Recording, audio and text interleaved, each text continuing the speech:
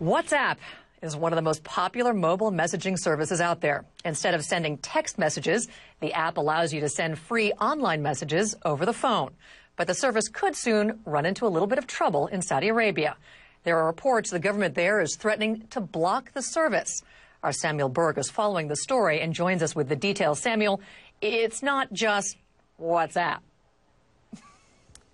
In fact, they've already blocked another messaging application in Saudi Arabia, but now the head of the Saudi Communications Commission has told the publication Arab News that they're in communications with WhatsApp, this application, and they're trying to get them to cooperate and comply with the Saudi telecom providers. Now, basically what he said in this interview is they want them to establish local servers so that they can monitor user activity. And he says they have until Ramadan to do that, which is in just a couple weeks here now, Felicia. Now, WhatsApp isn't commenting, but I spoke to the CEO of the application Viber, which gives its users free phone calls. His application is already blocked, and the CEO told me that he wasn't even contacted by the Saudi government. He was contacted by two telecommunications companies inside Saudi Arabia. To him, it sounded like they either wanted to block or listen into the phone calls of the users inside Saudi Arabia. And he says he has 10 million users in Saudi Arabia, and rather than comply with that,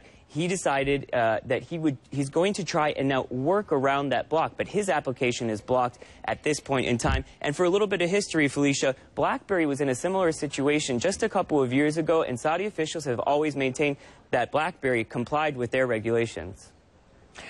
You know, that's an amazing number. I mean, 10 million users, that's a huge user base to have been lost. How do they get around something like this? Do they have any wiggle room?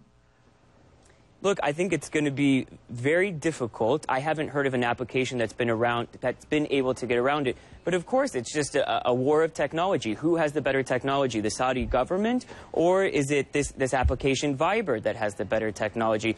But to me, Felicia, I think one of the most interesting things in all of this is who are the people who are affected by this?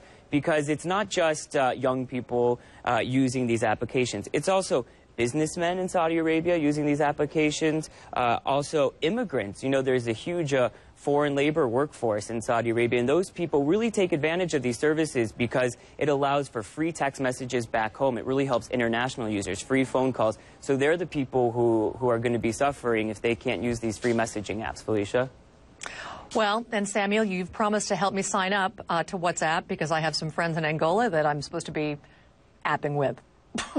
Yep, as soon as the show finishes, we're going up to tech support and we're going to get it installed. It's really great for international users because, you know, text messaging from the United States to Angola can be very costly. Absolutely. Thank you, Samuel.